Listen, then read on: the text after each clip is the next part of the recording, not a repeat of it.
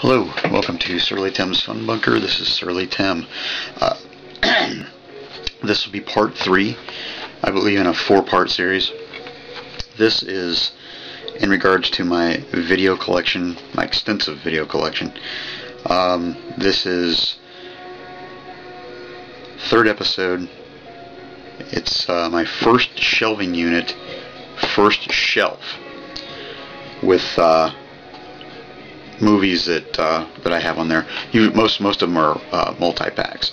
I'm gonna start it off with I've got 2 of these, but the Val Lewton double packs. This one has Isle of the Dead and Bedlam, both with Boris Karloff. Great movies. Amazing stuff. Of course, Boris Karloff being one of the greats when it comes to these kind of movies. If you get a chance, check these out. They're really good, especially Bedlam. Also, there's this Val Lewton set, which is I Walked with a Zombie with James Ellison and Boris Karloff with Bela Lugosi in The Body Snatchers. Both very, very good films. Next, we've got The Matrix 4-pack. First movie, amazing. Second movie, unfortunately, about 15 minutes of the movie could have been thrown into the third movie, and about an hour of that could have been just taken from the film, because it was really kind of, in my opinion, it was all crap. And the Animatrix was a joke beyond belief. So I'm glad I picked it up, just because for reference and stuff, especially since I think there's another movie coming as well. But the first movie was definitely worth it. Plus, I only paid about $7 for it. Now, I've got every one of the Halloween movies, but in my main set, I have the Halloween Volume 1, or Number 1. This is a 2-pack with 2 and 3. 2 was good, just a continuation of Halloween. 3 is by far my favorite of all, just because of the simple fact that on the third one, it's poetic justice when you see a bunch of little brats' heads basically implode from magic, and you see these wonderful bugs and snakes and stuff crawling out of their heads. It's amazing stuff. I love it. It has nothing to do with the rest of the series, and it was a fun time. This one has it's a Halloween 2-pack. It's Halloween 4 and Halloween 5. Halloween 4 being the return of Michael Myers. Halloween 5, The Revenge of Michael Myers. I think I paid $5 for it. Almost every movie that I picked up today, or that I'm even running through for the rest of the show, was $5. Now, these are out of order. I don't know why, but they put Halloween, The Curse of Michael Myers last from 1995, when in reality, Halloween H2O came out in 98, and Halloween Resurrection came out in 2002, at least was according to these dates. For all the Halloween movies, I've always enjoyed them. They're a lot of fun, if you want to call a slasher fun. Now this 3-pack, I've been looking for a copy of Lake Placid with Oliver Platt, Bill Pullman, and Bridget Fonda in it for years. All I could find was full screen, but I'm a huge widescreen fanatic, so I like to see the whole movie, not just parts of it. Plus, it has the Swamp Thing with Louis Jordan and Adrienne Barbeau. Now, this is the Adrienne Barbeau version, to where she shows her breasts, so it upped the rating to PG. But the true gem on this 3-pack was the Alligator People with Lon Chaney, technically Lon Chaney Jr. Really bad styled, like Hammer film, but still a lot of fun. I really enjoy this film. It was a true find. Another one is John Carpenter Master of Fear pack. 4 movies. The Thing, great remake, really good. I actually need to get the new one that just came out recently. Prince of Darkness, really cool flick. It has that hint of horror, but kind of biblical, to a biblical proportion.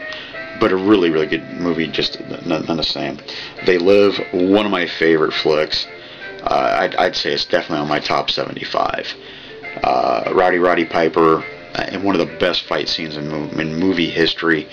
because you got the scene where Piper and the one black gentleman who was playing a part, neither one of them could pull their punches and nobody could fight right, so they decided to just fight. So anything you see after the fight scene that's a bruise or anything, it's natural.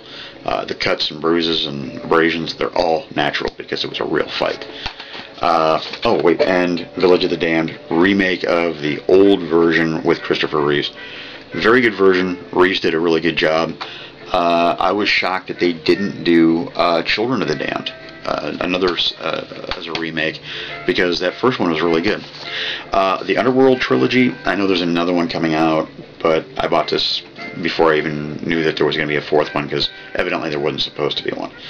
Underworld, the extended cut, Underworld Evolution, and Underworld Rise of the Lycans. Rise of the Lycans blew the other ones out of the water. The Rise of the Lycans was an amazing movie. Probably my favorite in the bunch. Now this one was a 2-pack I got online. A friend of mine ordered it for me from 20th Century Fox. It's Alien Nation and Enemy Mine. Alien Nation, I was a big fan of the TV show. Loved the movie. James Caan did a great job. Mandy Patinkin, great job all the way across the board. Enemy Mine, probably one of my all-time favorite sci-fi flicks. Came from a book called Manifest Destiny, which I've yet to read, but it was only one chapter. It was one chapter of the movie, of the book. So, if this one chapter's worth was that damn good as a movie, I really got to read the book. So I need to put that on my to-do list.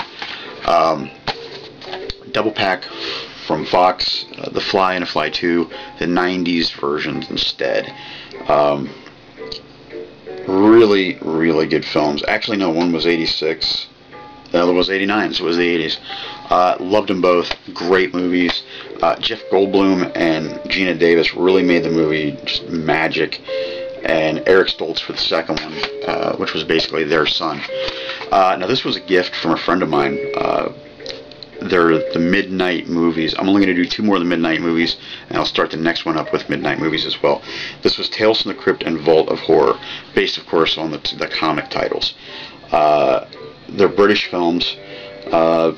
Tales from the Crypt had Joan Collins, Peter Cushing, Ian Hendry, Patrick McGee, tons of really great actors.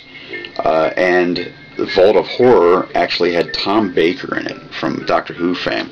So that was really, really a cool flick.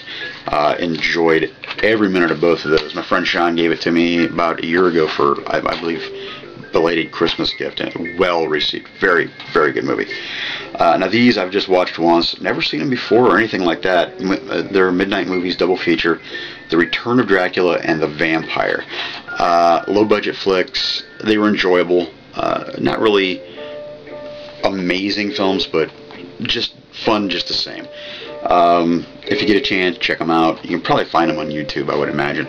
But and in the next one, as I said in one of my last videos, The Last Man on Earth with Vincent Price. This also has Ray Milland and Frankie Avalon in a movie called Panic in Year Zero, which follows a nuclear war and basically blasts them into the Stone Age, and they go hide out in the woods and stuff. But the Vincent Price Last Man on Earth came out in 1964, as I couldn't find the date before. And of course, in Year Zero, Panic in Year Zero came out in 1962. Both movies are amazing, great quality. It's just knocked out of the park. Just great stuff. Well, that's it for this episode. I will do episode 4 here in just a second. So thank you so much for tuning in, and I will talk to you in a while.